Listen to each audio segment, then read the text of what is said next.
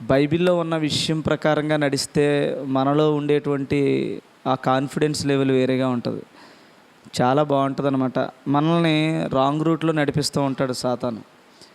ఇక్కడ దేవుని యొక్క ఉద్దేశాన్ని, ఆయన మనస్సును మీకు ఈరోజు కొన్ని కొన్ని వాక్యాల ద్వారా తెలియజేస్తాను. ఇందులో బైబిల్ గ్రంథంలో ఈ భూలోకమందు ఒక మనిషి, ఒక తండ్రి ప్రవర్తన, ఒక తండ్రి ఎలా ప్రవర్తిస్తాడు ఈ భూమి మీద అంటే, ఆ ప్రవర్తన ఒకసారి మీరు ఆలోచన చేస్తే, ఏ తండ్రి అయినా ఏ తల్లి అయినా వారు మంచి తల్లిదండ్రులు అయితే, చెడ్డవాళ్ళు వదిలేయండి, చెడ్డవాడు తండ్రి కాలేడు ఎప్పటికీ. మంచి తల్లిదండ్రులు మనం చూస్తే ఆ తండ్రి ఆ కుటుంబం కొరకు, ఆ పిల్లల కొరకు కష్టపడతాడు కదా. కష్టపడినటువంటి ఆ సంపద, ఆ సంపాదన ఆ పిల్లలకు దక్కాలని కోరుకుంటాడు తండ్రి, అంతే కదా. తను కష్టపడి సంపాదించిన దానిని ఇంకొకరికి ఎవరికో ఇవ్వడానికి ఏమీ ఇష్టపడ్డు. ఎందుకని? తన బిడ్డలకి దక్కాలని. చూడండి ఎంత ప్రేమ ఆ తల్లిదండ్రులకు ఉంటుంది. ఒకసారి మీరు ఆలోచించేయండి. వారి కోసమే కష్టపడతారు, వారి కొరకే అహర్నిశలు కష్టపడతారు, ఎంతో శ్రమ పడతారు. ఆ కుటుంబం అంతా కూడా ఆ బిడ్డలు బాగుండాలని వారి జీవితాన్ని ఎంతో త్యాగం చేసి పెంచుతారు.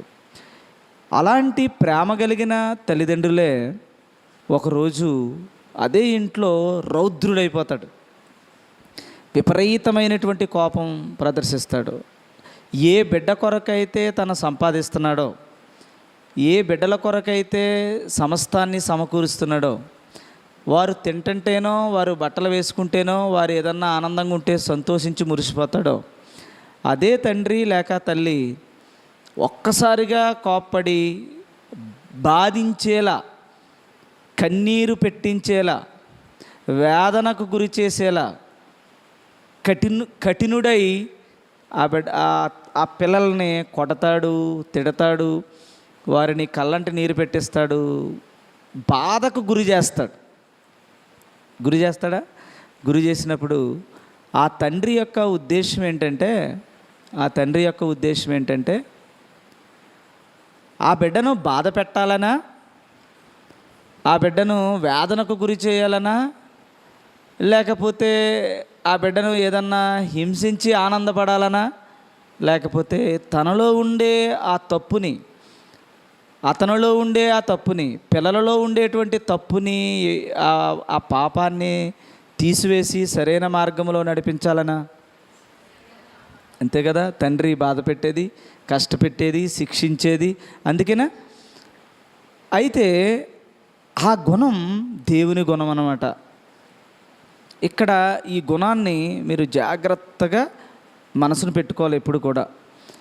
ఇప్పుడు అలా ఈ భూమి మీద ఉన్న బ్రతుకుతున్న ప్రతి మనిషి, ప్రతి ఒక్కరూ కూడా దేవుని యొక్క సంబంధులు కదా. అందరూ దేవుడు కలుగజేస్తేనే ఈ భూమి మీద పుట్టారు.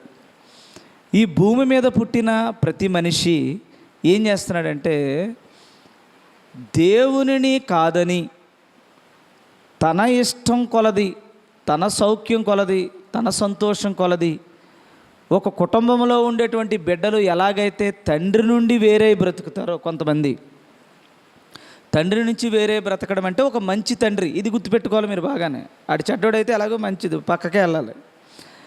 మంచి తండ్రి అంటే ఆ బిడ్డల కోసమే బ్రతికి, ఆ బిడ్డల కోసమే సమకూర్చి, ఆ బిడ్డలు పాపము చేసినప్పుడు లేకపోతే తప్పు చేసినప్పుడు దండించి, శిక్షించైనా మంచి బిడ్డలుగా మార్చుకోవాలనుకున్న తండ్రి కానీ ఆ తల్లి కానీ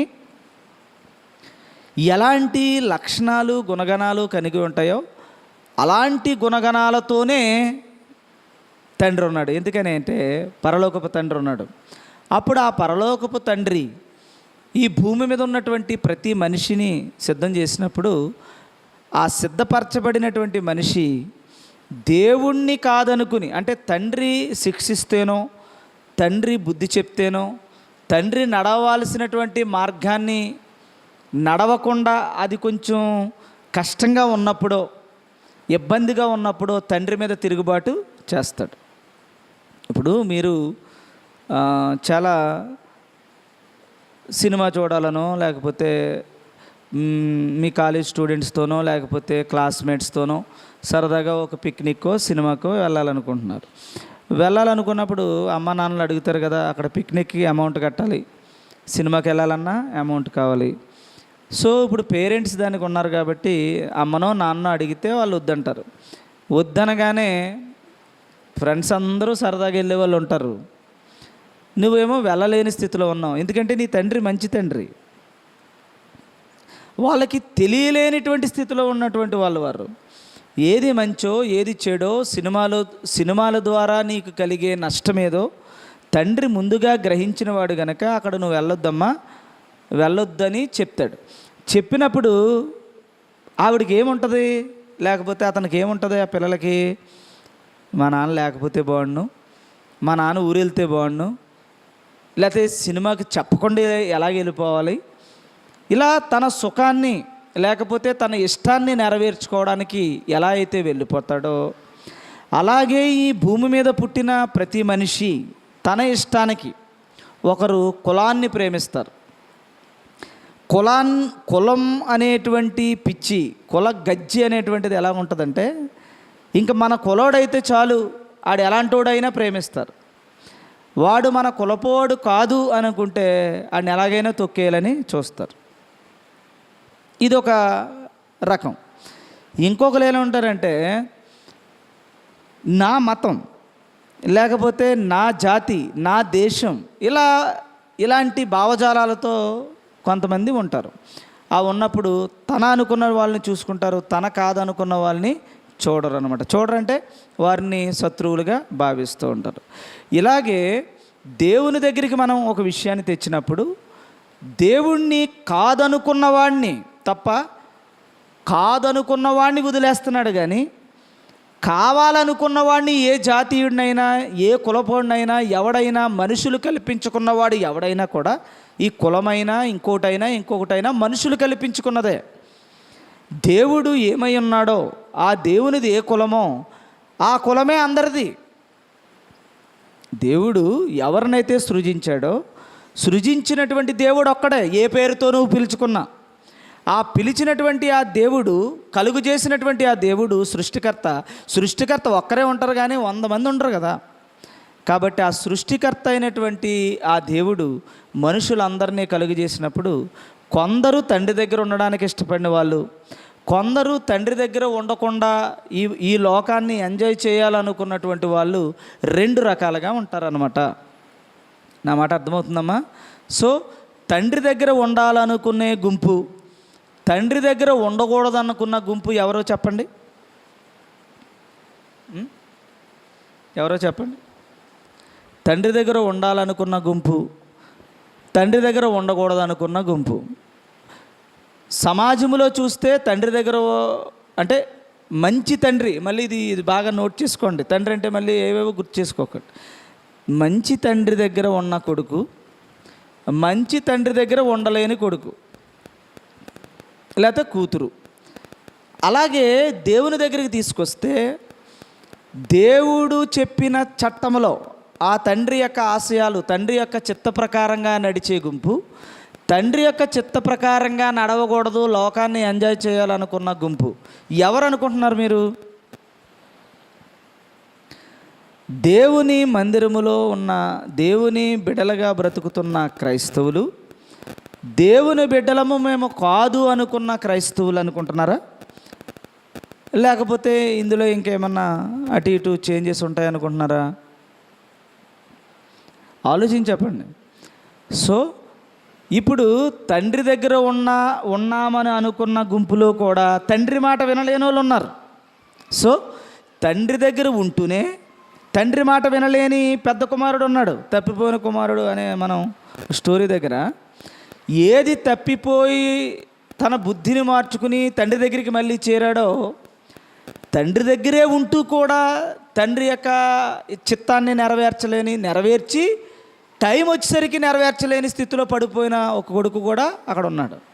సో మనం కూడా దేవుని మందిరములో దేవుని బిడ్డలుగా ఉన్నామని అనుకుంటూ కూడా ఆ తండ్రి యొక్క చిత్త ప్రకారంగా చట్ట ప్రకారంగా నడవలేని ఆ తండ్రి యొక్క గుణగణాలు లేనటువంటి బిడ్డలుగా కూడా సంఘాలలో రకరకాలైనటువంటి చోట్ల రకరకాలైనటువంటి సంఘాల పేరట నడుస్తూ ఉన్నటువంటి తొంతిది. సో క్రైస్తవుడైనా కూడా దేవుని చిత్త ప్రకారంగా నడిచేవాడు, బయట అన్యుడైనప్పటికీ కూడా ఆ దేవుని చిత్త ప్రకారంగా నడవాలనుకున్నవాడు, అందరూ అక్కడున్నవాడైనా ఇక్కడున్నవాడైనా ప్రభు చిత్త ప్రకారంగా దేవుని చిత్త ప్రకారంగా పరలోకానికి దేవునికి మనం దాసోహమై ఆయన అడుగుజాడల్లో నడవాలి. కానీ మన సంతోషాల కోసం సుఖాల కోసం దేవుణ్ణి విడిచిపెట్టకూడదని ఒక మంచి నిర్ణయంతో బ్రతికే వాళ్ళు అన్యులలో కూడా ఉన్నారు. అలాంటి కొర్నేలి కానీ చాలామంది బైబిల్లో చాలామంది ఉన్నారు అన్యులు. అలా అన్య గుంపులో మనం కూడా ఒకటి, యూదులు మనం అప్పుడు అన్యులు, తర్వాత యూదుడు కూడా ఇప్పుడు ఏమయ్యాడంటే అన్యుడిగా అయిపోయాడు. ఎందుకు అయిపోయాడంటే క్రైస్తవుడిగా అంటే క్రీస్తుని ధరించుకున్నవాడిగా రాలేకపోయాడు కనుక. సరే, ఇదంతా ఎక్స్ప్లెనేషన్ నేను ఎందుకు ఇస్తున్నానంటే ఈ భావజాలాలలో నుంచి మీరు ఒక ఉన్నతమైన గుణగణాలతో ఇక్కడ మీరు ఒక విషయాన్ని తెలుసుకోవాలని నా ఉద్దేశం. మీకు అర్థమైందో లేదో మరి నేను ఏదో అలా చెప్పాను. ఇకపోతే ఇప్పుడు తండ్రి గుణం ఏంటి? ఇప్పుడు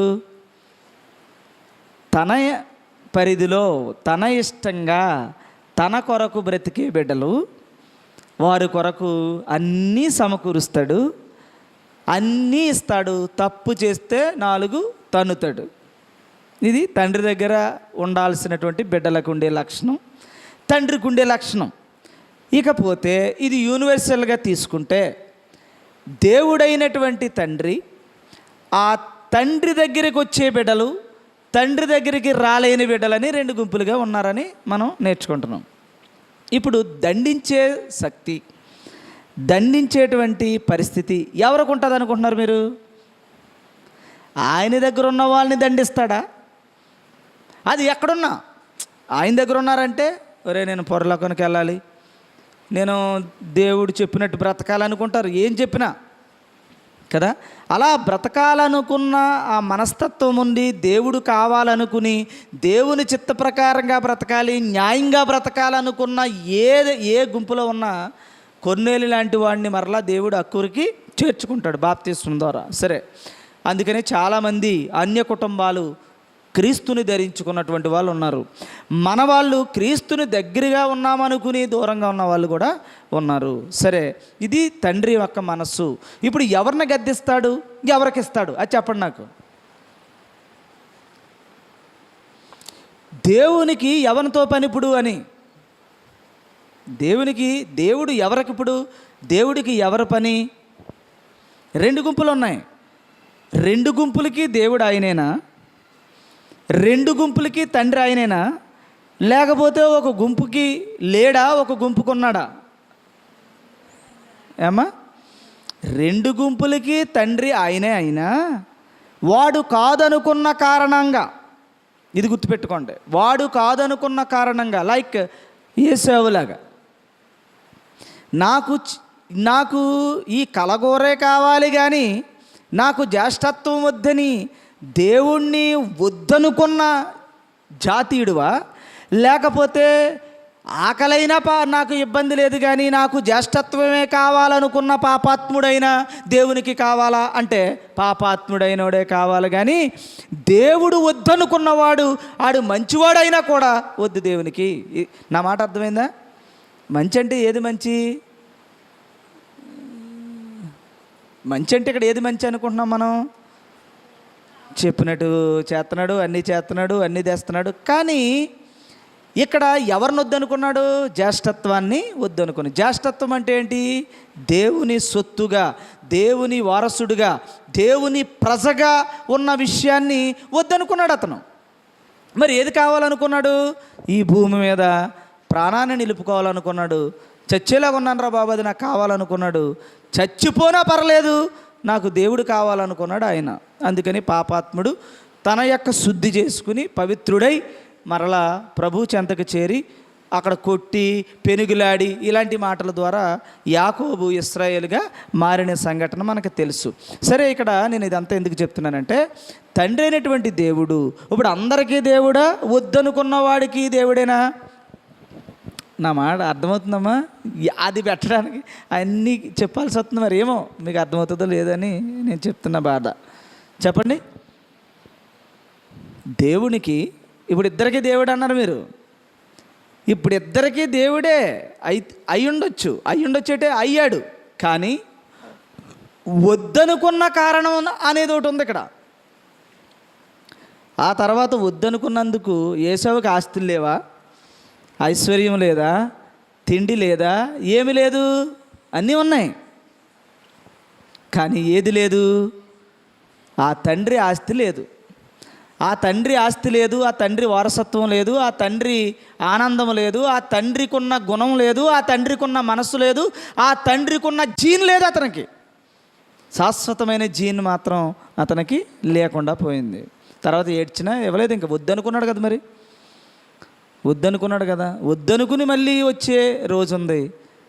వద్దనుకుని మళ్ళీ దేవుణ్ణి వద్దనుకుంటే పట్టే గత అన్నమాట. అది బలహీనతతో పడిపోయి, ముందున్న కొడుకు బలహీనతతో పడిపోయి మళ్ళీ బలహీనత ఇబ్బంది వచ్చిన తర్వాత, గద్దింపు వచ్చిన తర్వాత బుద్ధి తెచ్చుకుని మళ్ళీ వచ్చాడు. ఏమా తెలుసుకున్నాడు. కానీ దేవుణ్ణి వద్దనుకోలేదు అతను. గుర్తుపెట్టుకోండి, దేవుణ్ణి వద్దనుకోలేదు. బలహీనత కొరకు వెళ్ళాడు. కానీ దేవుణ్ణి వద్దనుకుని నాకు వద్దని ఖచ్చితమైన నిర్ణయం అయితే యాకోబు తీసుకోలేదు. అది యాకోబు కదా, అక్కడ తప్పిపోయిన కుమారుడు అంటాం కదా, ఆ వ్యక్తి తీసుకోలేదు. సరే, ఇక్కడ ఒక పాయింట్ నేను చెప్పాలనుకున్నది ఏంటంటే, ఇప్పుడు ఎవరికి దేవుడు? అందరికీ దేవుడైనా ఇక్కడ కావాలనుకుని తండ్రి యొక్క శిక్షణలో, తండ్రి యొక్క సముఖమందు ఉండే కొడుకులు లేదా కూతుర్లు, తండ్రి వద్దనుకున్న సంతతి, ఈ భౌతికంగా అందరూ ఉన్నారు. అప్పుడు అన్నాడు దేవుడు, ఇప్పుడు ఇంతకీ ఎవరిని శిక్షిస్తాడు? మీకు చిన్న మాట చెప్తాను. ఇప్పుడు తండ్రి అలాగున్నాడు, కొడుకుని కొట్టాడు, కూతుర్ని కొట్టాడు, లేకపోతే వాళ్ళని సరి చేసుకునే ప్రయత్నం చేశాడు. మళ్ళీ వాళ్ళు మార్చుకున్న తర్వాత మళ్ళీ దగ్గరికి తీసుకున్నాడు, అన్నీ చేస్తున్నాడు. అదే పక్కింట్లో వాడు ఎవడో బాగోలేదు, పక్కింట్లో వాడు ఎవడో చెడు కార్యాలు చేస్తున్నాడు, పక్కింటి వాడు ఎవరో బాగోలేదు, వాడి పరిస్థితి, వాడు చేసే పనులు బాగలేదు, వాళ్ళు చేసిన పరిస్థితులు బాగలేదు. అప్పుడు ఈ ఇంట్లో ఉన్న తండ్రి ఆ బిడ్డను కొడతాడా? ఎందుకు కొట్టడు? తన బిడ్డ కాదు గనుక. గుర్తుపెట్టుకోండి, చాలా కీనోట్ అన్నమాట బైబిల్లో. ఇది మీరు నేర్చుకున్న క్షణం మీరు ఎంత జాగ్రత్తగా బ్రతకాలో మీకు అర్థమవుద్ది. చెప్తున్నాను నేను.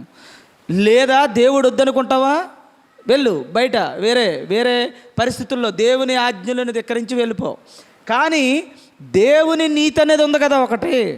ఆ పక్కింటోరు కుర్రోడిని ఎందుకు కొట్టడు? పైగా కొట్టడు కానీ అసహించుకుంటాడా?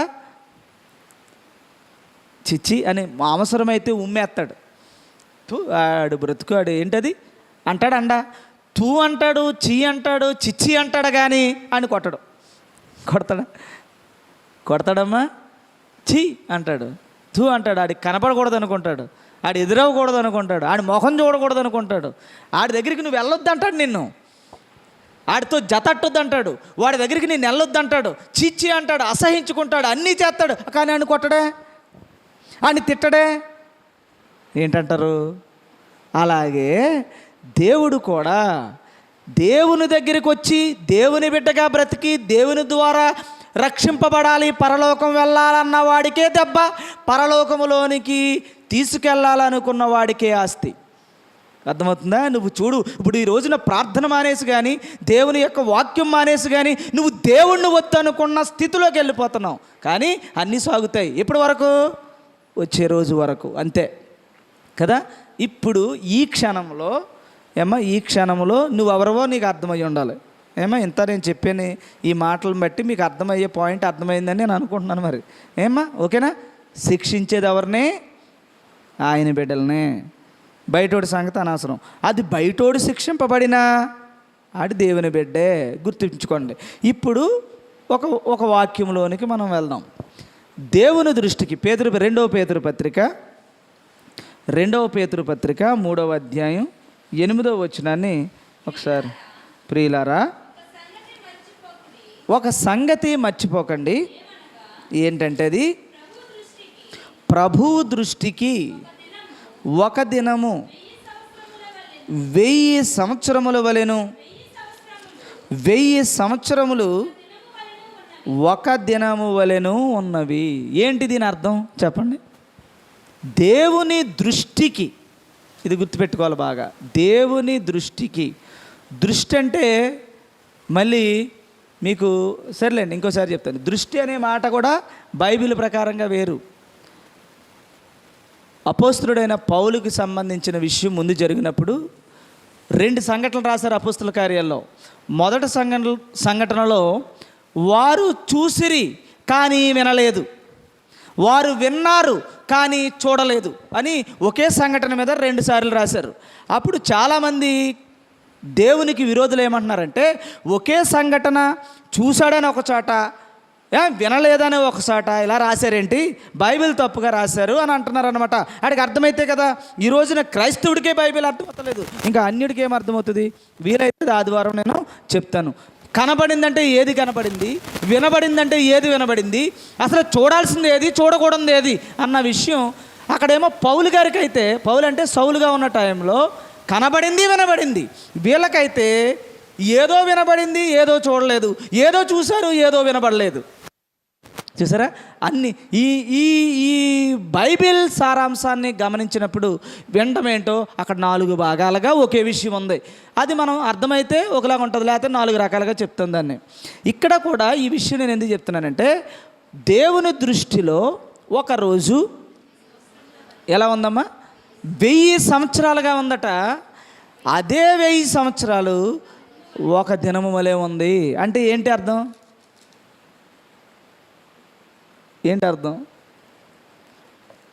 అప్పుడు మీకు అర్థం కాలేనప్పుడు ఎప్పుడైనా ఏం చేయాలంటే, అక్కడ నీ సొంతంగా 4 రకాలుగా తెచ్చేసుకోకుండా, కంగారు పడిపోకుండా, చూసావా దేవుడు ఎలాగ ఆలోచిస్తున్నాడు, ఒక రోజు 1000 రోజులు ఆయనకి ఒక రోజు 1000 ఇలాంటి మాటలు వద్దు మనకి. ఎప్పుడు కూడా ప్రమాదంలో పడిపోతాం. కిందకి చదవాలన్నమాట. అప్పుడు దాంట్లో ఉన్న విషయం ఎందుకు అంటున్నాడు అనేది మీకు తెలుస్తుంది. కొందరు ఆలస్యమని, కొందరు ఏమనుకుంటున్నారంటే, దేవుని నమ్మిన బిడ్డలు, దేవుని నమ్ముకుంటున్నటువంటి బిడ్డలు, దేవుని దగ్గర పెరుగుతున్నటువంటి బిడ్డలు ఏమనుకుంటున్నారంటే, దేవుని రాకడ ఆలస్యం అయిపోతుంది, వచ్చి అందరినీ శిక్షించాలి కదా, నరకాన్ని ఇచ్చేయాలి కదా, మనకి పరలోకం ఇచ్చేయాలి కదా, దేవుడు నేను ఆలస్యం చేయవాడని కాదు అంటున్నాడు కదా, ఇంకా రాడేటి ఆలస్యం చేసేస్తున్నాడు అనుకుంటున్నారట. ఎంచుకున్నట్లు ప్రభు తన వాగ్దానమును గూర్చి ఆలస్యము చేయువాడు కాడు గాని ఎవడును నశింపవలెనని ఇచ్చయింపక అందరూ మారు మనస్సు పొందాలని కోరుచు మీ ఎడల దీర్ఘశాంతము కలిగిన వాడిగా ఉన్నాడు కదా. ఇంతకీ ఏంటో చెప్పండి. ఇప్పుడు చాలామంది మారు మనస్సు పొందాలని ఏం చేస్తున్నాడు అంటే, మారు మనస్సు పొందాలంటే ఇక్కడ ఎవరు? తండ్రి ఆధీనములోనికి రావాలని, తండ్రి శిక్షలోకి రావాలని, పరలోకాన్ని మేము పొందుకోవాలని, దేవుని చిత్త ప్రకారంగా ఈ లోకములో బ్రతకాలని ఎంతమంది అయితే అనుకుంటారో అంతమంది వచ్చేదాకా ఆయన ఎలా చూస్తున్నాడట?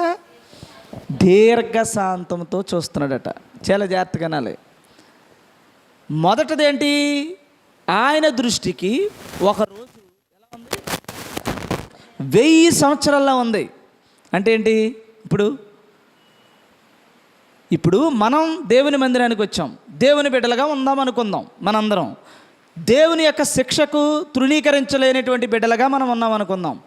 మరి ఈ రోజున దేవుని యొక్క వాక్యమును ఎరగకో, తెలియకో, నచ్చకో, ఉండలేకో, కారణాలు ఏమైనా వారు రాలేదు కనుక ఇప్పుడు యేసు ప్రభువు గనుక ఈ లోకానికి వస్తే మొత్తం అంతా తుత్తినీలుగా కాలిపోతారు.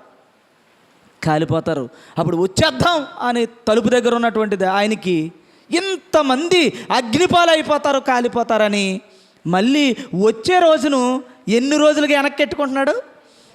1000గా, ఒక రోజుని 1000గా మార్చుకుంటున్నాడట. చూసారా ఎంత దీర్ఘశాంతంతో చూస్తున్నాడు? ఇంతమంది కోసం మారు మనసు పొందాలి, తండ్రి ఆధీనంలోనికి రావాలి, నాకు నువ్వు వద్దు అన్నవాడు మళ్ళీ వస్తాడేమో తప్పిపోయిన కుమారులాగని దీర్ఘశాంతముతో ఎదురు చూస్తున్నాడట. మరి ఒక్కరోజు 1000 రోజులేటి? ఒక్క రోజుని 1000 రోజులుగా పెట్టుకుంటున్నాడు కదా దీర్ఘశాంతంతో. మరి 1000 రోజులు ఒక్కరోజేంటి అంటే మనసులో అనుకుంటున్నాడట, నా కోసం ఓర్చుకుని శిక్షణ పొంది నా ఆస్తిని, నా ఐశ్వర్యాన్ని, నా యొక్క స్వరూపాన్ని, నా పోలికను, నా ఆస్తిని, నా సమస్తాన్ని నా బిడ్డలకు ఇచ్చేయాలని ఎలా అనుకుంటున్నాడు? 1000 రోజులు ఉంటే వచ్చేది ఒక్క రోజులో వచ్చేయాలి వీళ్ళ దగ్గరికి, ఒక్క రోజులో ఇచ్చేయాలి నా బిడ్డకి, ఒక్క రోజులోనే సింహాసనం ఎక్కిచ్చేయాలి అనుకుంటున్నాడట. చూసారండి ఎంత ప్రేమ! దేవుని యందు నడుస్తున్న బిడ్డల కొరకేమో ఒకేసారి 1000 రోజులుంటే ఒక్క రోజులో నా కొడుకు దగ్గరికి వెళ్ళిపోవాలనుకుంటున్నాడట. కానీ కాలిపోయేవాడిని చూసి మాత్రం ఒక్క రోజుని 1000 రోజులుగా మార్చుకున్నాడట. ఇంతకీ ఆయన మనసా రోజులా? చూసారండి దేవుడు ఎలాగా ఆలోచిస్తున్నాడో. వాడి కొరకు 1000 రోజులు గ్యాప్ తీసుకుంటున్నాడు, నీ కొరకైతే వెంటనే వచ్చేయాలనుకుంటున్నాడు.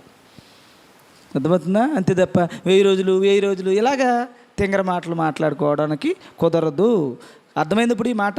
ఇప్పుడు ఎందుకు ఎదురు చూస్తున్నాడు, ఎందుకు వచ్చేయాలనుకుంటున్నాడు అన్న విషయం మీకు అర్థమవుతుంటే చాలా ధన్యులవుతారు.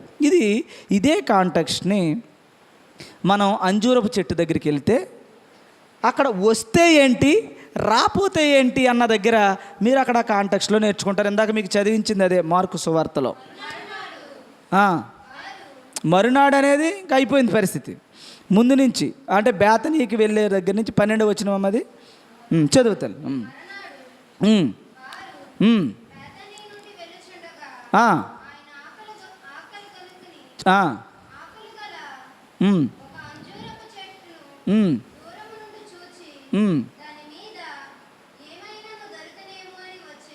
చూసారా?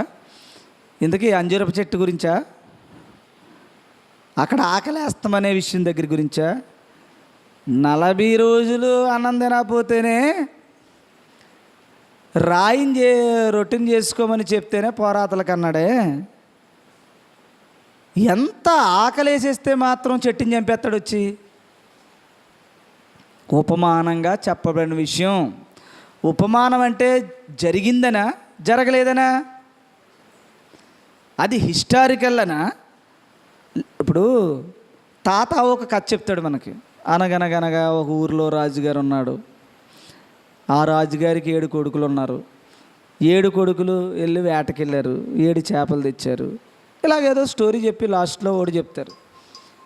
ఇంతకీ ఇదంతా రాజుగారు వాళ్ళ కుర్రాడు వాళ్ళందరూ ఇవన్నీ చెప్పిన కథ అంతా ఏం చెప్పి ఇంతకనే ఏదో ఒక నీతి ఆ బిడ్డకి చెప్తారా? మీకు ఎప్పుడు కథలు చెప్పలేదు? అనగనగా ఒక పేదరాశి పెద్దమ్మ ఉందంట. ఇలాంటి కథలు చెప్తూ ఉండేవారు కదా. ఇప్పుడు ఆవిడ కథలు చెప్తలేదు రండి, చెప్తూ ఉంటారు. చివరికి అన్నీ చెప్పి ఒక ఆవు ఉందంట, ఆవు అడవికి వెళ్ళిందంట, ఇలాంటి చెప్పి చివరికి నేను నా బిడ్డకి పాలు ఇచ్చొస్తానని ఇలా చెప్పిన తర్వాత ఏం చెప్తాడు చివరికి? ఆవు అలా చెప్తుందా వెనక్కి వెళ్ళి వస్తానని? వెనక్కి వెళ్ళి వచ్చేది ఏమీ లేదు. అక్కడ నీతి ఏది? అంత నీతిగా ప్రాణం పోయినా సరే మాట తప్పలేదు, అలాగే మాట తప్పకుండా మనం బ్రతకాలరా అని వాడికి చెప్పడం కోసం. అలాగే ఇక్కడ అంజూరపు చెట్టు లేదు. ఉపమానమేనమ్మది? ఉపమానమేనా? జరిగిందా? ఎలాగుంది తెలుసు మీకు? ఉపమానం అని ఎలా తెలుసు మీకు?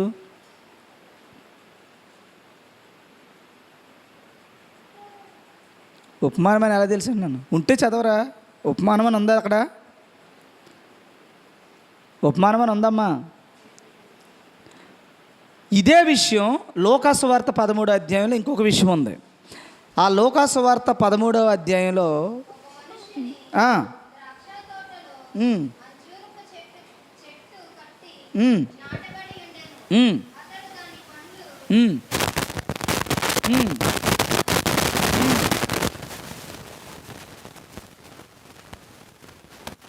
ఇక్కడ చూస్తే చెప్పాను కదా, ఉపమానము అక్కడ చెప్పాను. మరి అక్కడ చెప్పింది ఏంటి? ఇక్కడ అంజూరపు చెట్టు గురించి చెప్పింది ఉపమానం, అక్కడ అంజూరపు చెట్టు గురించి చెప్పింది. ఇక్కడ ద్రాక్ష తోటలో ఉన్న అంజూరపు చెట్టు.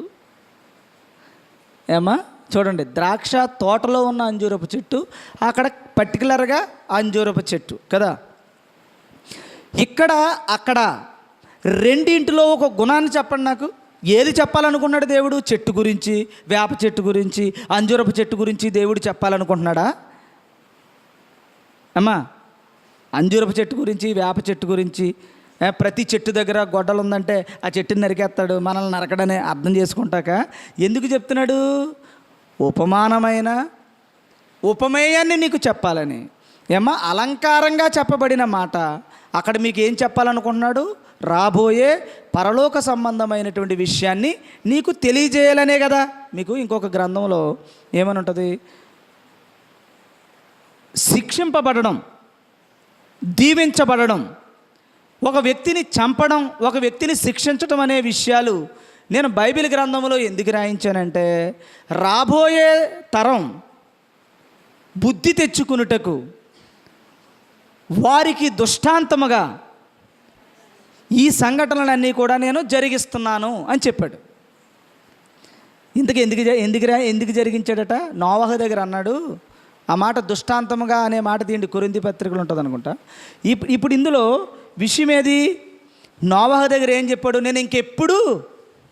నేను ఎప్పుడు జలప్రలయం ద్వారా నేను మనుషులను నాశనం చేయనని అక్కడ ఒక తీర్మానం చేశాడు. ఇక్కడికి వచ్చేసరికి ఏమంటున్నాడు? అక్కడ నేను శిక్షించాను, కొంతమందిని, చాలామందిని శిక్షించాను.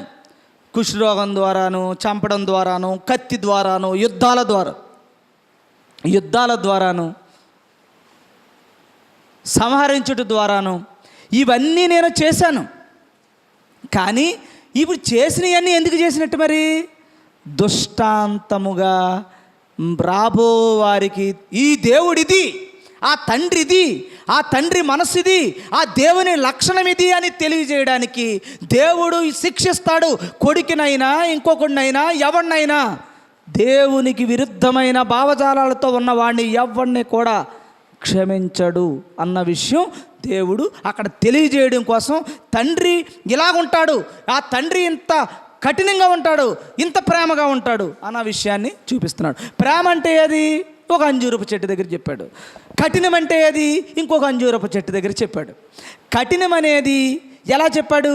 1000 సంవత్సరములు, ఒక రోజును 1000 సంవత్సరములు వెనక్కెళ్ళేటట్టుగా, వాడిని వెళ్తే చచ్చిపోతాడు కాబట్టి వాడికి సమయం ఇచ్చేటువంటి ప్రేమ కలిగిన దేవుడుగా, అదే దేవుడు ఆ వ్యక్తికి త్వరగా ఏం చేయాలి? తీర్పు ఇచ్చేయాలి, అగ్నిపాలు చేసేయాలి. లేకపోతే నాకు ఇప్పుడు అగ్నిపాలు, దేవుని రాజ్యపు వారసత్వం రెండు ఒకసారేనా? ఏమో నా మాట అర్థమైందా? ఒకడికేమో పట్టాభిషేకం, ఇంకొకడికేమో అగ్ని దండన కదా. కాబట్టి ఆయన రావడం ఈక్వల్ టు ఒకడికి దేవుని వారసుడిగా అభిషేకం, ఇంకొకడికి అగ్నిపాలయ్యే శిక్షణ, దండన ఉంటుంది కదా.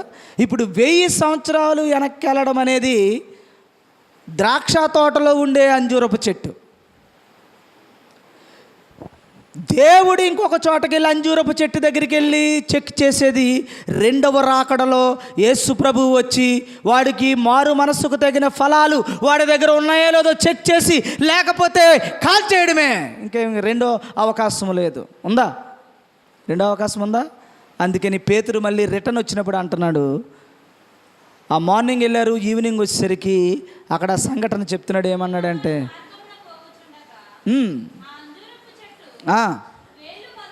వేళ్ళు మొదలుకుని ఎండిపోయింది, చచ్చిపోయింది. ఎండిపోయింది ఎక్కడ ఎత్తాడట?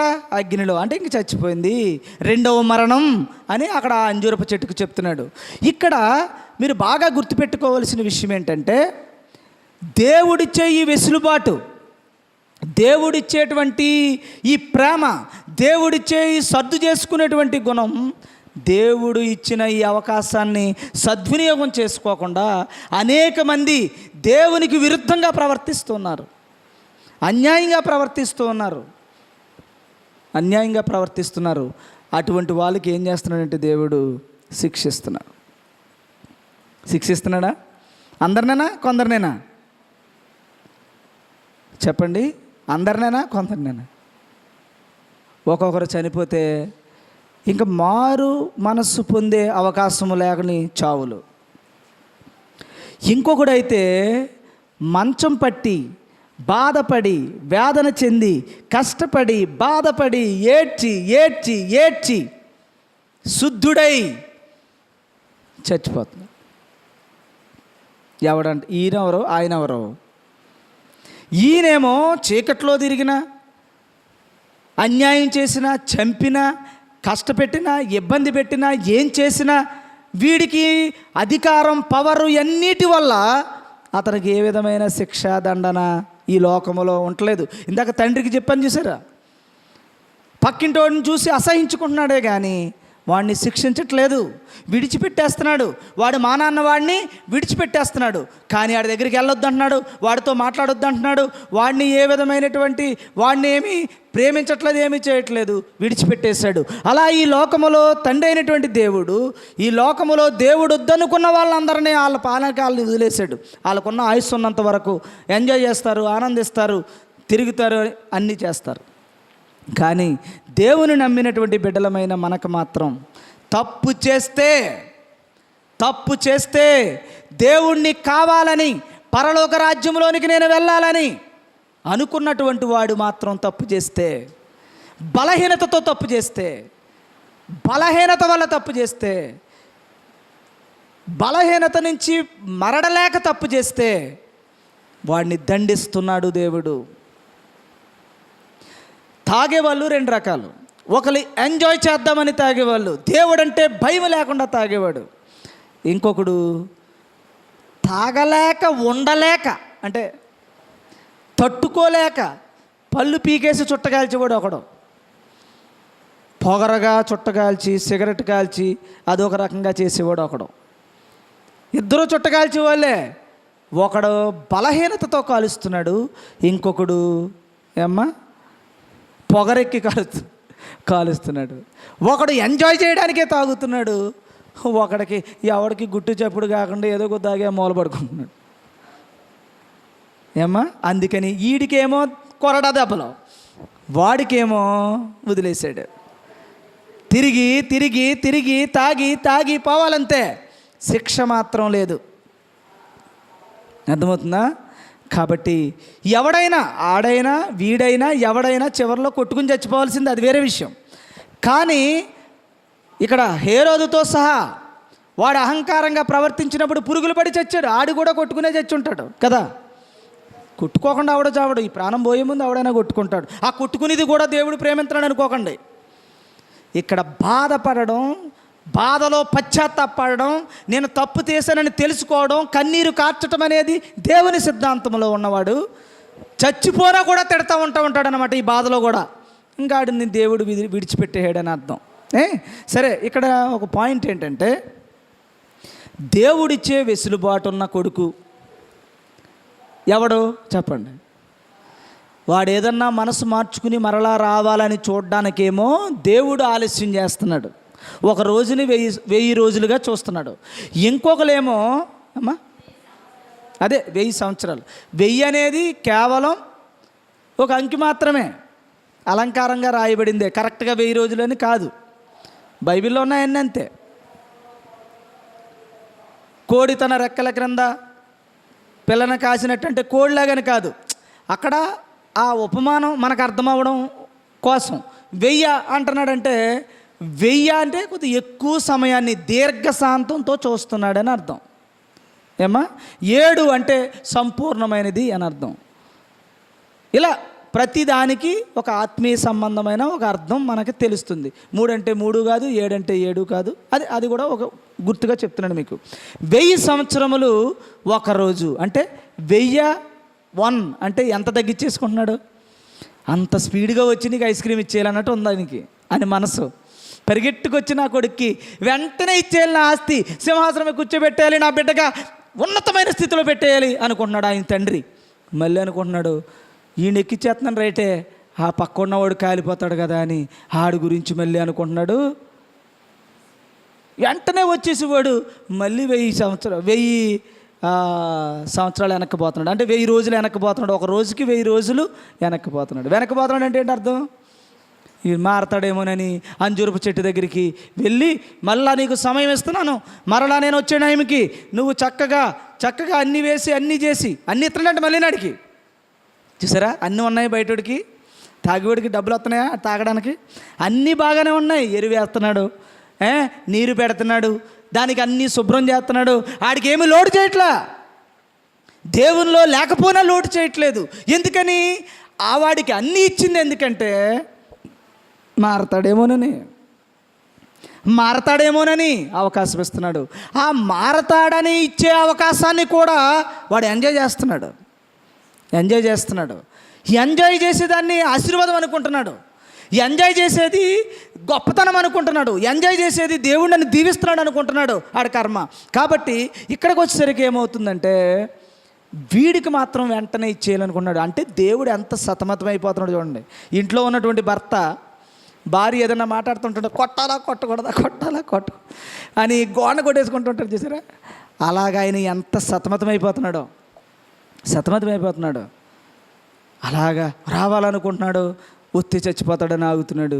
వీడికి ఇవ్వాలనుకుంటున్నాడు, వీడికి ఇస్తే ఆడిపోతాడని ఆలోచిస్తున్నాడు. అలా తండ్రి అయినటువంటి దేవుడు ఈ యేసు ప్రభువుని పంపించుటలో యేసు ప్రభు వస్తే రెండవ రాకడలో మొత్తం భూమి అంతా కాలిపోద్ది కనుక ఆ భూమితో పాటు వీళ్ళందరూ కాలిపోతారని రాలేని ఈ మొద్దు తలకాయలు అందరి కోసం ఆయన ఏం చేస్తున్నాడు? వెనక్కి వెళ్ళాడనమాట.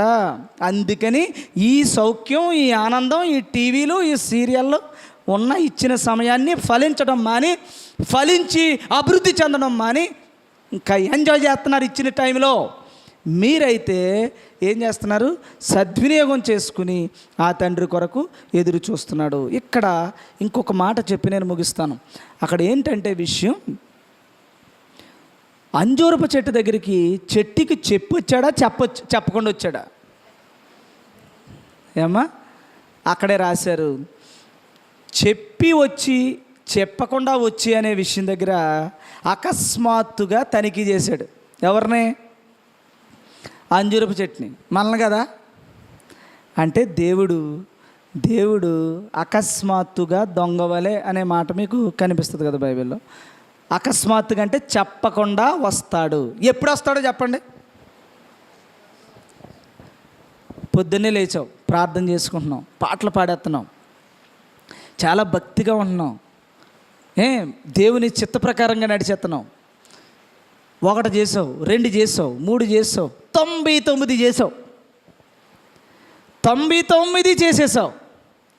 సరేలే ఇంకా రావట్లేదు కదా అని ఆ ఒక్క దగ్గర ఆ చిన్న పాపం పెద్దది కాదు, ఆ చిన్న దగ్గరికి వచ్చేసరికి సరేలే 99 చేశాను కదా అని ఆ ఒక్క దగ్గర కొంచెం సరి చేసుకోవడం మానేం. అప్పుడు వస్తాడట దేవుడు. చూసారా ఇదేం దారుణం ఇది? 99 కష్టపడి 30 సంవత్సరాల ఈ జీవితాన్ని రుబ్బి అరగొట్టుకుని సాధించుకున్న ఈ విశ్వాస జీవితం ఈ చిన్న విషయంలో సరిచేయలేసుకోలేని కారణంగా మొత్తం 0 అయిపోతుంది. ఇది నోట్ దిస్ పాయింట్. ఈ పాయింట్ చాలా ఇంపార్టెంట్. 99 పూర్తి చేసుకుని ఆ చిన్న పాపాన్ని, చిన్న విషయాన్ని నువ్వు సరి చేసుకోలేని కారణంగా ఎన్నోసార్లు ఫలించవచ్చు, ఎన్నోసార్లు విస్తారంగా కాసి ఉండొచ్చు ఆ చెట్టు, ఎన్నోసార్లు అద్భుతమైన ఫలాలు ఇచ్చి ఉండొచ్చు. యేసు ప్రభువు వచ్చే టైంకి మాత్రం ఆ చెట్టు దగ్గర ఏమి లేదు, ఫలం లేదు. ఎక్కడ వచ్చినప్పుడు అంటున్నాడంటే ఏ విషయంలో నీ దగ్గరికి వస్తున్నాడో ఆలోచన చేయాలి. నువ్వు పాటలు బాగా పాడతావు, పాట కన్నీటితో పాడతావు, ఒకరిని రక్షించడానికి పాడతావు, అప్పుడు వస్తే పరలోకం నీదే అనుకుంటావు. పాట పాడతావు, ప్రార్థన చేస్తావు, వాక్య ప్రకారంగా బ్రతుకుతావు. ఎక్కడో డబ్బు దగ్గర మాత్రం కాస్త ఆ పిసినారితనం ఉంది కొంచెం ఎక్కడో. ఆ యేసు ప్రభు వచ్చే టైంకి ఈ పిసినారి పని చేస్తా కనపడ్డావు. నీలో ఉన్న ఫలం చూడాలనుకుంటే ధనము సమస్తమైన కీడులకు మూలం. ఆ ధనమును ప్రేమించొద్దు. సద్విషయములనే ధనాన్ని సంపాదించు, సత్క్రియనే ధనాన్ని సంపాదించు. ఈ ధనాన్ని నువ్వు ప్రేమించొద్దు అని చెప్పే మాట ఎందుకో ఆ ధనం మీద ఉన్న మమకారం చావక ఆ యేసుప్రభు వచ్చేసరికి ఆ ధనం దగ్గర దొరికావు. నువ్వు సంపాదించుకున్న ఈ 99 కూడా ఏమైపోయాయి? ఒక్కదాంతో జీరో అయిపోయాయి. యేసుప్రభు వచ్చే టైంకి ఫలించలేదు ఆ విషయంలో. ఇంకా ఎన్ని కాపులు కాసి ఉంటుందో ముందు. అలా చిన్న విషయాలు మనం అనుకుంటాం చిన్న అబద్ధమే కదా అని. ఈ మధ్యన ఒక సహోదరుడు నాకు ఫోన్ చేశారు. ఫోన్ చేస్తే ఒక సందర్భం వచ్చింది ఇద్దరికి. సందర్భం వచ్చినప్పుడు నేను ఒక హాస్పిటల్కి ఇంక చెల్లెళ్ళు చంటిబాబు ఉన్నాడు కదా, చంటిబాబుకి ఫోన్ చేయమని ఒక నెంబర్ ఇచ్చారు నాకు. జనరల్గా మాట్లాడాను ఇంతకుముందు. మాట్లాడే టైంలో ఏం మాట్లాడు ఇప్పుడు నేను ఏం మాట్లాడాలి? ఏం చెప్తారు మీరు ఫోన్ చేసి? చెప్పండి ఏం మాట్లాడాలి ఇప్పుడు? నేను ఫోన్ నెంబర్ ఇచ్చారు నాకు, ఏం మాట్లాడాలి నేను? వాడి గురించి అంతా తెలుసు నాకు, తెలుసు కాబట్టి ఇప్పుడు వాడికి ఏం చెప్పాలి నేను? చెప్పండి. ఏ పేషెంట్కైనా నీ పరిస్థితి ఎదురు అబ్బాయి ఇలా అంటారా, ఇది ఇలాంటి పరిస్థితుల్లో ఉంది, ఇదిగో దీన్ని ఇది అంటారు అది అంటారు అని అర్థం చెప్పాను. కాడికి ట్రీట్మెంట్కి సహకరించదు, ఇంక బాడీ ట్రీట్మెంట్కి సహకరించదు. భయభ్రాంతులకు గురై ఆ ఇచ్చిన మెడిసిన్ అంతా కూడా మళ్ళీ విషంగా మారిపోయి ఆడికి చాలా ప్రమాదం వస్తుంది. పోనీ చేసి ఏం మాట్లాడాలి? పోనీ అది చెప్పకుండా ఏం చెప్పాలి? ఇప్పుడు నీకు చాలా బాగుంది, త్వరలోనే లేచేస్తావు, నీకు అన్నీ తగ్గిపోయాయి, ఇంకా డాక్టర్ రిపోర్ట్స్ అన్నీ బాగున్నాయి, డాక్టర్ గారితో నేను మాట్లాడాను, నీకు అంతా మంచి జరుగుతుందని పాజిటివ్ ఎనర్జీ ఆడికి ఇవ్వాలి. ఇస్తే నేనేమవుతాను? లేని దానిని వాడు మంచి కోరి ఏది మంచి అనుకుంటున్నాను నేను? అన్ని బాగు చేయడం మంచి అనుకుంటున్నాను, పరలోకం పంపించడం మంచి కాదు. బాగు చేయడానికి నేనేం చేశాను? అబద్ధం చెప్పి ఆడిని కళ్ళబిల్ల మాటలు చెప్పాను. సరే ఆడికేదో ఉపయోగపడితే ఉపయోగపడి ఉండొచ్చు, పోయింది, నేను పోతానా లేదా? అందుకని ఈ టైంలో యేసుప్రభు వచ్చాడు అనుకో, ఈ చెప్పి కార్యక్రమంలో నేను చేసిన ఈ 99 కూడా జీరో అయిపోయి అగ్నిపలు అయిపోతాను నేను. అందుకని ఏ క్షణాన్న దొంగ వచ్చి వలే టక్కుమని వస్తాడో, బోర దెబ్బతో మొత్తం అంతా మారిపోద్దో, క్షణకాలంలో మొత్తం తారుమారైపోద్దో. ఆ టైంకి నేనేం చేయాలి? ఈ అబద్ధం చెప్పినప్పుడే వచ్చితే నా పరిస్థితి ఏంటని ఆడికి ఇన్ని రోజులు ఫోన్ చేయలేదు నేను. మీరు చెప్తే నమ్ముతారా? అయ్యి బాబా అంత జాగ్రత్తగా మరి ఉండాలి. చిన్న దగ్గర తేడా వస్తే కాలిపోతావు. ఆ టైంకి వచ్చేసరికి నువ్వు వదిలేకపోతే. ఇప్పుడు సరి చేసుకునే సమయం ఉంది కాబట్టి ఎన్ని చేసినా సాగుతున్నాయి. ఈరోజు అంతా పాపం చేసి పొద్దున తెల్లారుతుంది కాబట్టి సాగుతుంది. ఇంకా మారు మనసు పొందే అవకాశం దేవుడు నీకు ఇచ్చాడు. వద్దనుకుంటే తప్ప మారు మనసు పొందాలనుకున్న వాళ్ళందరికీ దేవుడు ఇచ్చాడు. అందుకని చిన్న బూతులు మాట్లాడేస్తున్నాం, చిన్న జగడాలు ఆడేస్తున్నాం, చిన్న కుళ్ళు పెట్టుకుంటున్నాం. మనం చాలా పెద్ద పాపాలు మానేసాం. పెద్ద పాపాలు చిన్న పాపాలు అని ఏమి లేవు బైబిల్లో. పెద్ద పాపాలు అంటే మనం ఏంటి? ఎవరినే చంపను నేను, ఆడికి చెప్తున్నాడు కదా. ఒక కుర్రోడు వచ్చాడు కదా యేసుప్రభు దగ్గరికి, ఆడేమంటున్నాడు? నరహత్య చేయకూడదు, నేను ఎవరిని చంపలే, వ్యభిచరించకూడదు, అసలు ఇలాగా చెయ్యకూడని పాపాలు ఏవైతే ఉన్నాయో అన్నీ చేయట్లేదు అతను. అయితే నాకు పరలోకం వచ్చేద్దా అన్నాడు అనమాట. అనగానే నీలో ఒకటి కొదువుగా ఉందయ్యా అన్నాడు. ఒక్కటేనట కొదువుగా ఉంటా, ఒక్కటే కొదువు. ఏముంది బాబు, మనోడే లోపల దోసి అంటకు లేదు కదా. ఈ తండ్రి ఖచ్చితమైన తండ్రి. అందుకని బెత్తం పట్టుకుని కన్నీరు వచ్చినా పర్లేదు, ఆడికి ఏడుపు వచ్చినా పర్లేదు, 2 రోజులు అన్నం తినకపోయినా పర్లేదు, బెత్తం పట్టుకుని కడిగేస్తున్నాడండి. మరి దేవుడు ఎలాంటి వాడు? దేవుడు గుణం ఎలాంటిది? నీకు టైం అంటే ఇచ్చాడు కానీ శిక్ష కామాన్ గుర్తుపెట్టుకోండి. రేపొద్దుట ఉగ్రుడై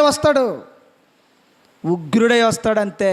పని చేయని ప్రతి దానిని అగ్నిపాలైపోతారు. ఫలాలు లేని ప్రతి ఒక్కడు అగ్నిపాలైపోతాడంతే. ఇప్పుడు సాగుతున్న దానిని చూసి, ఇప్పుడున్నటువంటి సంతోషాలను చూసి, ఇప్పుడున్న ఆనందాలను చూసి ఇదే సంతోషం అనుకుని ఈ లోకంలో బ్రతుకుతున్నారు. క్షణకాలంలో మొత్తం అంతా అగ్నిపాలైపోతాం అంతే. ఇది నిజం, ఇది గుర్తుపెట్టుకోండి అప్పటికి కూడా. కాబట్టి ఇప్పుడు ఏం చేయాలి? అంజూరపు చెట్టు దగ్గరికి వచ్చేసరికి టైంకి కాయలు లేవే దానికి. ఎప్పుడైతే కాయలు లేవో కాలిపోవాల్సిందే, ఇంకా మార్చుకునే అవకాశం లేదు. పొద్దుటున్నాడు, మళ్ళీ రాత్రికి వచ్చేసరికి పోయింది, అప్పుడే చచ్చిపోయింది అది. మళ్ళీ తెల్లారేసరికి ఏమైపోయిందమ్మా? చెట్టు అంతా అయిపోయింది. వేరులతో సహా అని ఎందుకన్నాడంటే ఇంకా ఫలించే అవకాశమే లేదని. వేర్లు బాగుంటే పోనేదో చిగురించే అవకాశం ఉంటుంది. వేరులతో సహా అన్నాడంటే అక్కడ దాని అర్థం ఇంకెప్పటికీ ఆ చెట్టుకి బ్రతికే అవకాశం లేదు, రెండవ మరణం అని. కాబట్టి చిన్న చిన్న పొరపాట్లు మన ప్రాణాన్ని తీసేస్తున్నాయి. చిన్నదే కదా అనుకుంటున్నావు, నీ దృష్టిలో చిన్నదేమో. పెద్దవి మానేసావు, పెద్దవి అనుకున్నాయి మానేసావు. చిన్నదే, కుతుకుళ్ళు, కొంచెం జలసి, కొంత కోపం, లేకపోతే ఒకరి గురించి ఒకరికి చెప్పుకుంటే ఆనందపడే గుణం, డబ్బు, ఇంకా ఏవేవో చూసి ఆనందపడాలు, అందం. నువ్వు వచ్చేసరికి చక్కగా మేకప్ వేస్తున్నావు అనుకుందాం. ఆయన సరిగ్గా వచ్చి నేను చెక్ చేసే టైంకి ఐబ్రో షేప్ తీస్తున్నావు, ఇవన్నీ తీస్తున్నావు అనుకుందాం. సడన్గా వచ్చేసరికి ఆ ఫలం దేవుడు చూసేసరికి ఏమవుతావు? పైనుంచి కిందకి కాలిపోతావు. అలాగంటే మరి నేను అందంగా తయారవద్దా అనుకోవచ్చు. తగు మాత్రం ఎంతవరకు ఉండాలో అంతవరకే. నాకు చాలా విషయాలు తెలుసు. అందంగా ఉండడం కోసం ఏం చేయాలో చేయట్లేదు. చేసేటప్పుడు వస్తాడు, నాకు భయం వేస్తూ ఉంటుంది. తెలుసుకొని ఆరోగ్యంగా ఉండడంలో తప్పులేదు, నీట్గా ఉండడంలో తప్పులేదు, తగు మాత్రంగా ఉండడంలో తప్పులేదు, ఆరోగ్యాన్ని కాపాడుకోవడంలో తప్పులేదు. కానీ ఓవర్ యాక్షన్లు వద్దు. వద్దు. ఏం కావాలి? నువ్వు నిజంగా చెప్పాలంటే నాకు తెలిసింది చెప్తున్నాను మీకు. నాకు ఎక్కువగా మేకప్ వేసిన వాళ్ళు వాళ్ళకి ఏదో అందంగా అనిపిస్తుందేమో కానీ ఎబ్బెట్టిగా అనిపిస్తుంది చూడడానికి. ఎబ్బెట్టిగా అనిపిస్తుంది అనమాట. ఐబ్రోస్ ఏమోలా ఏదోలాగా ఉంటాయి. ఏమ్మా ఇదంతా ఏదో రబ్బర్ ముక్క తగిలించినట్టు ఉంటుంది, తెలుస్తూ ఉంటుంది. అలా కాకుండా సన్ స్క్రీన్ కానీ లేకపోతే ఏదన్నా క్రీమ్ కానీ, అంటే డైరెక్ట్ ఎక్స్పోజ్ అవ్వకుండా స్కిన్, దానికి ఏదన్నా సింపుల్గా ఒక పర్వాలేదు అనుకుని చిన్న పౌడర్ ఏదో అలా రాసుకుంటే పర్లేదు. పౌడర్ అయినా మళ్ళీ ఎంత కొట్టకూడదు ఏమ్మా. అలా సింపుల్గా ఎబ్బెట్టిగా లేదు అన్నంత పర్వాలేదు. ఎందుకంటే నలుగురిలోనూ మనం కొంచెం గౌరవంగా ఉండాలి కాబట్టి ఇంతవరకు. అలా కాకుండా ఏదో చూపించేద్దాం, ఏదో చేసేద్దాం, నా అంత అందగత్తి లేదని లేదా అందగాడు లేడని ఎయిర్కేమో కలర్ వేయించేసి, కలర్ అంటే ఈ కలర్ కాదు, ఎర్రదొకటి, తెల్లదొకటి, నల్లదొకటి, రకరకాల కలర్లు ఏమో ఇలా కిందకి. ఇవన్నీ బాగానే ఉంటాయి. 4-5 కిందకి దింపుతున్నారు ఇలాగా. ఒకళ్ళేమో ఇక్కడ వేస్తున్నారు పిల్లక. ఇవన్నీని అవి నువ్వు ఎంతో మంచోడివే. ఒకడికి అన్యాయం చేసేవాడు కాదు, తాగుబోతాడు కాదు, తిరిగిపోతాడు కాదు. ఒకడికి ఎప్పుడు అన్యాయం చేయవు. దేవుడు చెప్పినట్టు వెళ్తావు, చర్చికి వెళ్తావు, ప్రార్థన చేస్తావు, కన్నీరు వస్తుంది, అన్నీ ఉంటుంది. కాకపోతే ఈ దరిద్రమూట అంటించుకున్నావు ఎక్కడో. ఆ ఒక్క దాంట్లో మాత్రం దానికోసం గంట కూర్చుని గిర తిప్పి లోపల వచ్చాడు అనుకుందాం, చచ్చిపోతావు. చిన్నదే కదా అనుకోకండి. మెట్టి మీద కూర్చుని ఇంకొకరి గురించి ఏదో చెప్పినప్పుడే వచ్చాడు అనుకో, అయిపోద్ది జీవితం.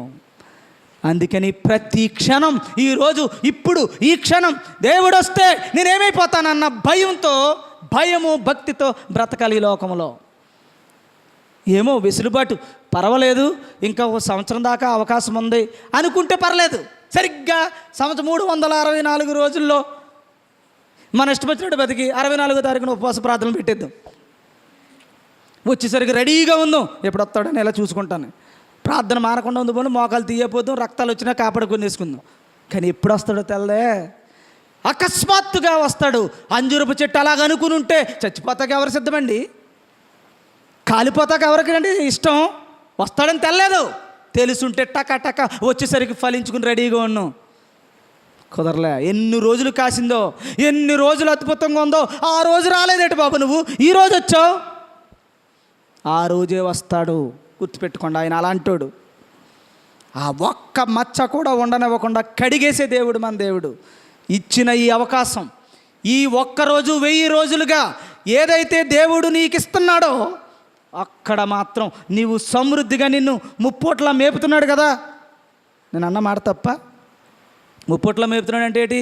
అక్కడ అంజూరపు చెట్టుకి ఏం పెడుతున్నాడు బాగా? అక్కడ చెప్పాడు కదా లోకసువార్తలో పెట్టాడమ్మా. చూడండి ఆ మాట పెట్టాడా, చెప్పాడో లేదో. అయితే వాడు అయ్యా చుట్టూ త్రవ్వి. ఎందుకు తవ్వుతున్నాడండి? చెట్టుని పడగొడేద్దామనా? చెట్టుకి మంచి చేద్దామనా? అది చెట్టుకి కాబట్టి తవ్వుతున్నాడు. నీకేం చేస్తున్నాడు? నీకు అన్నీ లాభదాయకమైన, కుటుంబంలో అన్నీ కలిసి వచ్చేలా, నీకు నీ బిడ్డలు సంతోషంగా ఉండేలా ఇవన్నీ చేస్తున్నాడు కదండి.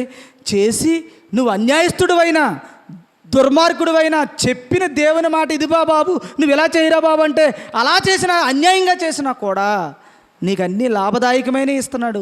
సంతోషంగా నిన్ను చూస్తున్నాడు. ఇన్ని చూస్తున్నాడు. ఇచ్చింది ఎందుకు అనుకుంటున్నావు?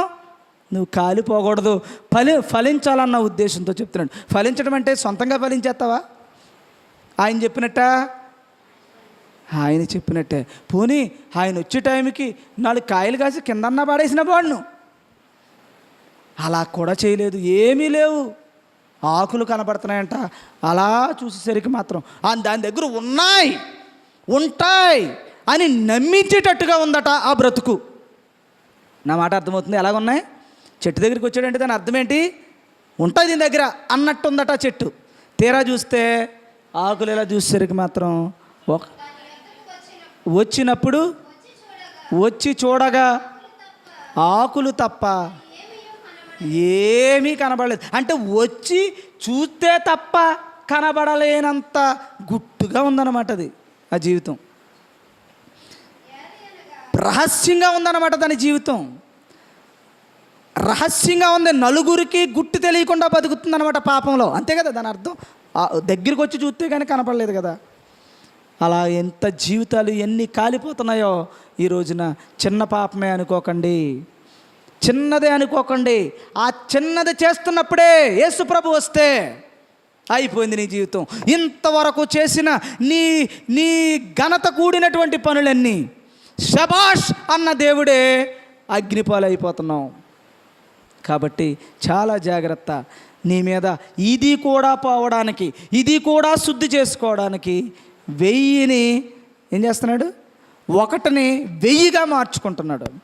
అదే మంచోడు కోసం, భక్తిపరుడు కోసం మాత్రం 1000ని 1గా అనుకుంటున్నాడు అనమాట, వచ్చేలాడు కోసమని. చూసారండి? అందుకని దేవుని బిడ్డలకు ఇచ్చిన ఘనతిది.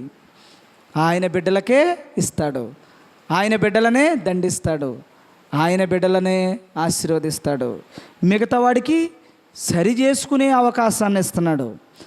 ఆ సరి చేసుకునే అవకాశంలో సద్వినియోగం చేసుకోకపోతే అకస్మాత్తుగా సంభవించే ఆ ఉగ్రతకు మాత్రం ప్రతి ఒక్కడు బలి అవ్వక తప్పదు.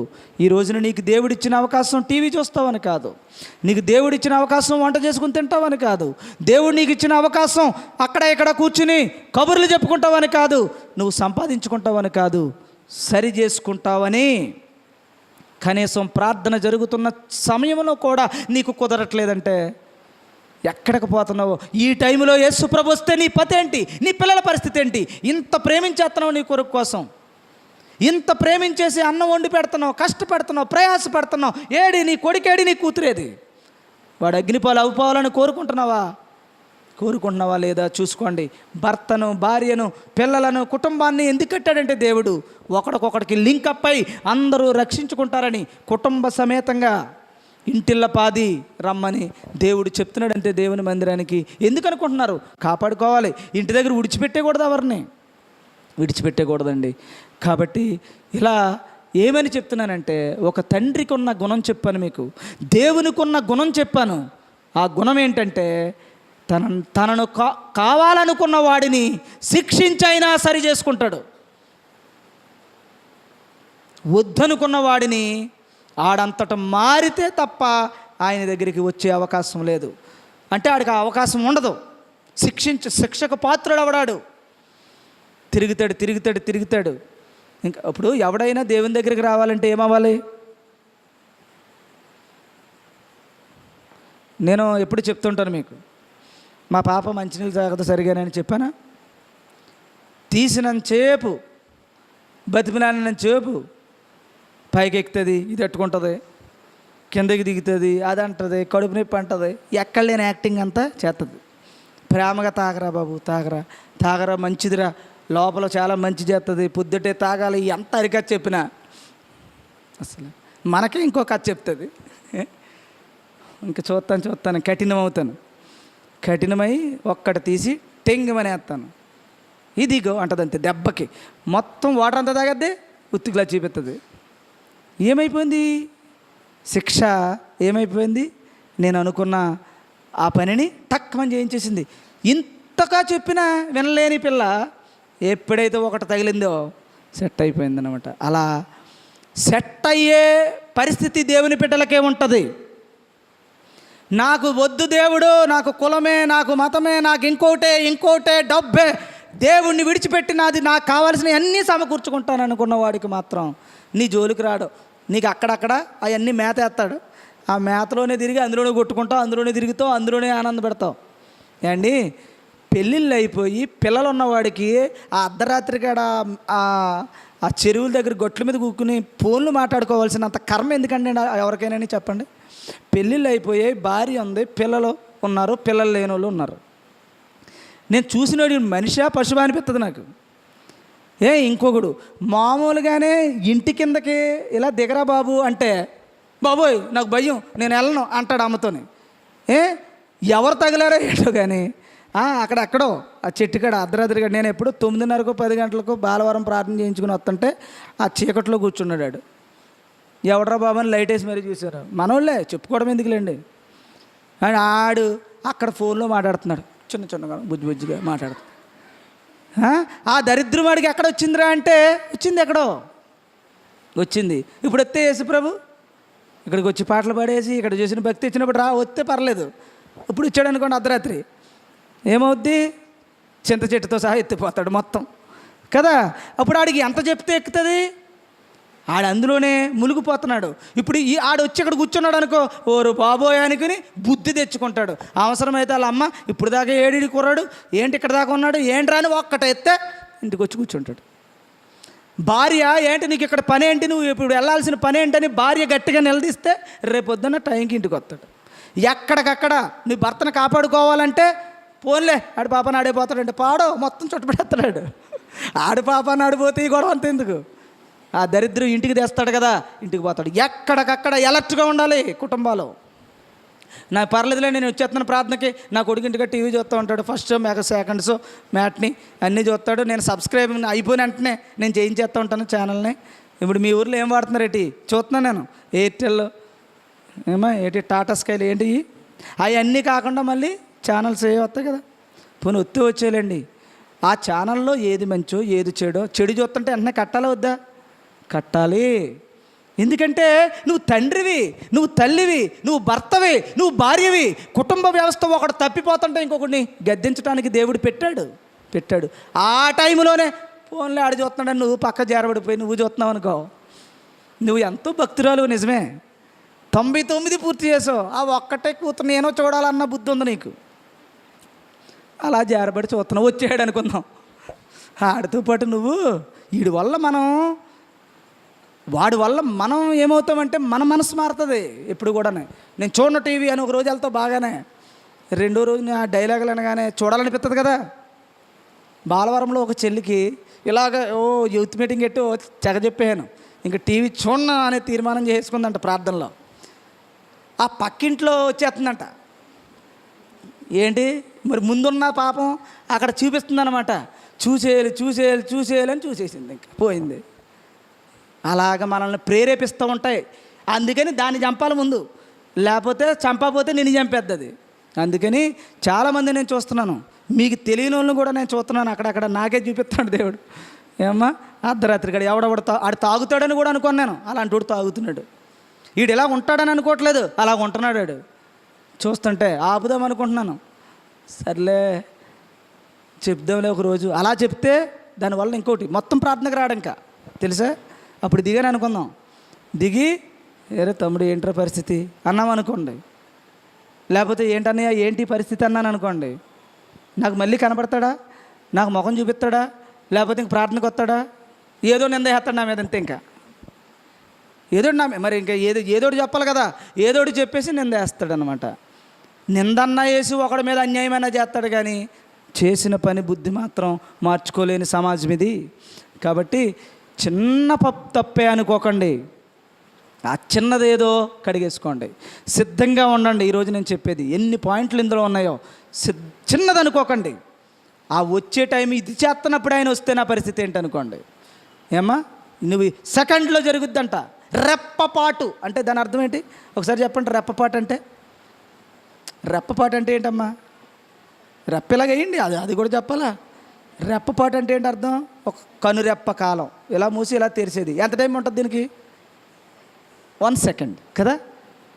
నువ్వు ఏ పాపం అంటే చెయ్యి, 1 సెకండ్ కంటే తక్కువ ఉన్న పాపం ఏమైనా ఉంటుందా ఈ లోపల వచ్చేస్తే?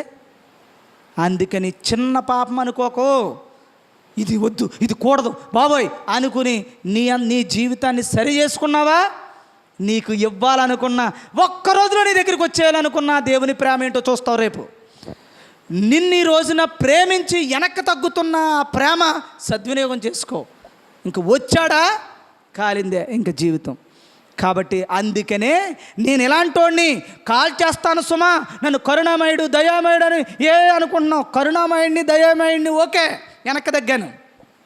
వస్తే మాత్రం నోవాహు టైంలో జలప్రలయం వచ్చినప్పుడు ఏమన్నా కనికరించానా? నేను కనికరించలేదు. మొత్తం 8 మంది తప్ప మిగతా వాళ్ళందరూ ఏమైపోయారమ్మా? ఆ జలప్రలయంలో దారుణంగా చనిపోతున్నా సరే కనికరించలేని మనస్తత్వం నాది, గుర్తుపెట్టుకో అని చెప్పాడు. ఎందుకు రాయించాడట మనకి? నేను ఇలాంటోడిని అని చెప్పడానికి అక్కడ కొన్ని శిక్షలు మన కోసం చేయించి చూపించారని గ్రంథంలో దృష్టాంతంగా రాయించారని బైబిల్ మనకి చెప్తుంది. అదేమైనా దొరికిందమ్మా? చెప్పు అందరికీ. 1 కొరింథీ 10వ అధ్యాయం, 1 కొరింథీ 10వ అధ్యాయం 11వ వచనం చదవండి అందరూ. ఈ సంగతులు, ఏ సంగతులు? చంపేస్తాడు, జలప్రలయంలో నాశనం చేస్తాడు, కుష్ఠరోగంతో చంపేస్తాడు, ఏమా కత్తితో నరుకుతాడు, ఏమా ఏం చేశాడు? యుద్ధాలు జరిగాయి, వీళ్ళని వాళ్ళని చంపడం, ఫిలిష్తీయుడి యొక్క తలను నరకడం, ఇవన్నీ మీరు తెలుసు. శిక్ష తప్పు చేసిన అందరినీ నరికి పాడేయమన్నాడు. ఒక్కడనే వెంటాడి వేటాడి చంపేమన్నాడు. ఇవన్నీ ఎందుకు చేశాడంట? రేపొద్దున నువ్వు ఎంత గోజాడినా నేను కనికరించలేని ఒక రోజు ఉంటుంది మీకు. ఆ రోజు మాత్రం నేను కనికరిస్తానని భ్రమపడుతున్నావేమో, భ్రమపడకు. నేను ఎలాంటోడిని అని చెప్పడానికట దృష్టాంతముగా నీ కొరకే కొంత చరిత్ర సృష్టించాను అని చెప్తున్నాడు. మిగతా వాడిని ఆవిడ జోలికి వెళ్తలేదు. ఎందుకు వెళ్తలేదు? ఎందుకంటే ఆయన ఒక రోజు పెట్టాడు, అది ఆ రోజంతా పెట్టాడు. ఆ రోజు ఉంది, ఆ రోజు వరకు నీ జోలికి రాడు. నువ్వు ఎంత అన్యాయం చేస్తావో చెయ్యి, ఎంత అక్రమం చేస్తావో చెయ్యి, ఎంత పాపిష్టి పనులు చేస్తావో చెయ్యి, నీ జోలికి రాడు. వస్తాడు ఒకటి దగ్గరికి. ఆడవాడంటే బలహీనతతో, దేవుడు కావాలనుకుని బలహీనతతో కూడినటువంటి దానివల్ల మళ్ళీ పశ్చాత్తాప హృదయంతో దేవుని దగ్గర మోకాళ్ళేసి నన్ను క్షమించు బాబోయ్ అని ఒక దావీదు వలె ఏడిస్తే మాత్రం కొన్ని రోజులకి మళ్ళీ క్షమించి దగ్గరికి తీర్చుకుంటాడు. ఆడికి శిక్ష, వీడికి విడిచిపెట్టడం. ఇవన్నీ మీరు గుర్తుపెట్టుకోండి. మళ్ళీ రిపీట్ చేయడానికి మనకు టైం లేదు, 9 అయింది కనుక మీరందరూ కూడా గుర్తుపెట్టుకోవాల్సిన విషయం ఇది. కాబట్టి దేవుడు 1000 1000 అనే మాట ఏదో చెప్పుకోకుండా అసలు విషయం ఇది అని మీరు గుర్తుపెట్టుకుని దేవుని చిత్త ప్రకారంగా చిన్న తప్పు చేసినప్పుడే వస్తాడని భయముతో బ్రతకమని ప్రభు పేరట మనవి చేస్తూ, దేవుడి ఈ కొద్ది మాటలను మీలో ఫలించి దేవుని యొక్క ఆ వచ్చే నాటికి ఫలాలతో సమృద్ధిగా మీరు ఉండాలని, అలాంటి ఉన్నతమైన స్థితి మీకు దేవుడు ఇవ్వాలని నిండు మనసుతో ప్రార్థిస్తూ మరి ఈ మాటలు ముగిస్తూ ఉన్నాను. చిన్న ప్రార్థన. ప్రేమ కలిగిన తండ్రి పరిశుద్ధుడా, మీ ఘనమైన నామమునకు స్తోత్రములు ప్రభు. ఇదిగో ప్రభు, నీ మాటలు ఒక తండ్రికి ఉన్న మనస్సు, ఆ చిన్న పాపమే కదా అని అశ్రద్ధ చేస్తుంది నాయన ఈ రోజు లోకం. ఇదే కదా నేను అన్నీ చేస్తున్నాను కదా అనుకుంటున్నారు ప్రభువా. నోటులో బూతులు, నోటులో కుయుక్తులు, సరదాలు, ఎగతాళులు ఇవన్నీ కూడా ఆ చేసే రెప్పపాటు కాలంలోనే నీ వస్తే నా పరిస్థితి ఏంటని ఆలోచించేటువంటి భయం లేదు తండ్రి ప్రభువా. ఆ సీరియల్ చూస్తున్నప్పుడే వస్తేనో, బూతులాడుతున్నప్పుడేనో వస్తేనో, నువ్వెంత భక్తురాలు అయినా ఆనాడే ఆ చెట్టు ఎండిపోతుందన్న విషయం గుర్తుపెట్టుకుని ప్రభువా బిడ్డలందరూ తండ్రి భయముతో, భక్తితో ప్రభువా నిత్య రాజ్య వైభవమును ప్రభువా ఆ వైభవాన్ని, ఆ వారసత్వాన్ని, నూతన భూమిని, నూతన ఆకాశాన్ని, మరణము లేని స్థితిని నీ పోలికను అనుభవించాలన్నా తండ్రి కుతూహలముతో, నిరీక్షణతో ఎదురు చూసే ధన్యత మా అందరికీ దయచేయమని యేసు ప్రభు వారి శ్రేష్టమైన పరిశుద్ధమైన నామంలో ప్రార్థిస్తూ వేడుకొనుచున్నాము పరమ తండ్రి. ఆమేన్.